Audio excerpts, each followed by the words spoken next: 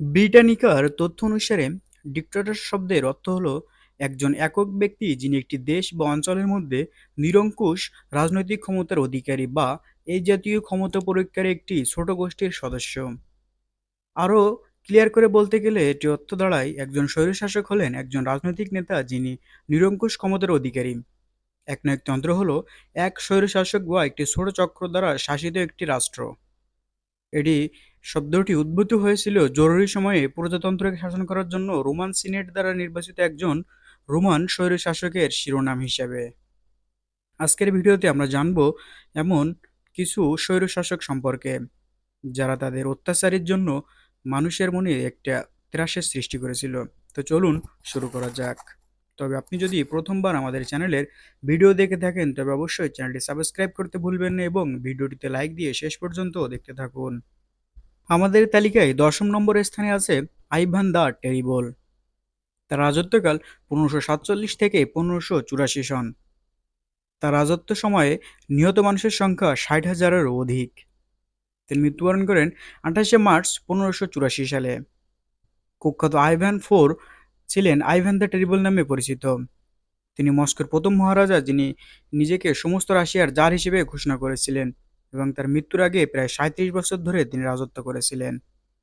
৯ নম্বরে আছে Vlad the impeller.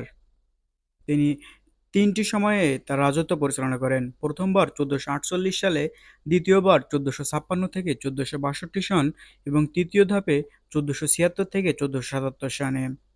তার রাজত্বকালে নিহত মানুষের সংখ্যা ৮০,০০০-এরও অধিক। তিনি মৃত্যুবরণ করেন ১৪৭৭ সালের জানুয়ারি মাসে। কুখ্যাত ভ্লাদ সাধারণত ভ্লাদ দ্য ইম্পেলার বা ভ্লাদ ড্রাকুলা নামে পরিচিত ছিল। তিনি ১৪৪৮ থেকে ১৪৭৭ সালের মধ্যে ৩টি পৃথক অনুষ্ঠানে ওয়ালাসিয়ার ভলভোতে ছিলেন, যা এখন বর্তমান সময়ে আধুনিক রোমানিয়া নামে পরিচিত। ৮ম নম্বরে আছে ইদি আমিন। তার শাসনকাল ১৯৭১ থেকে ১৯৭৯।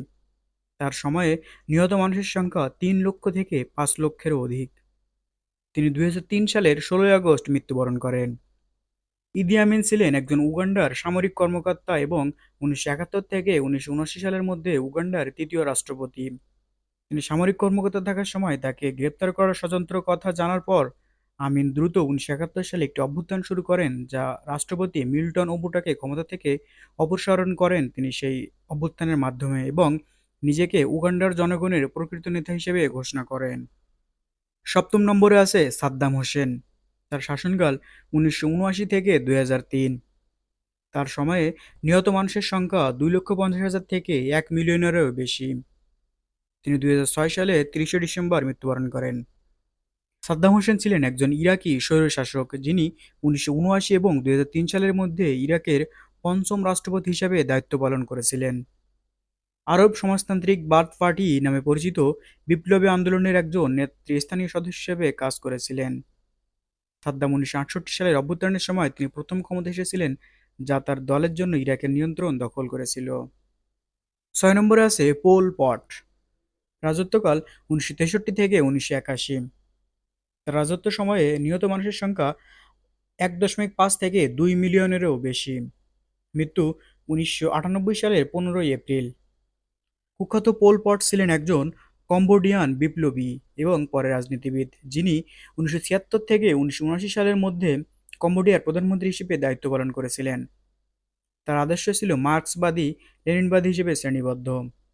পোল পট ছিলেন একজন নেতৃস্থানীয় সদস্য কমিউনিস্ট আন্দোলন খেমার রুশ নামে পরিচিত এবং এমনকি ১৯৬৩ থেকে ১৯৮১ সালের মধ্যে কমিউনিস্ট পার্টি অব কাম্পুচিয়ার সাধারণ সম্পাদক হিসেবেও কাজ করতে সক্ষম হন তিনি।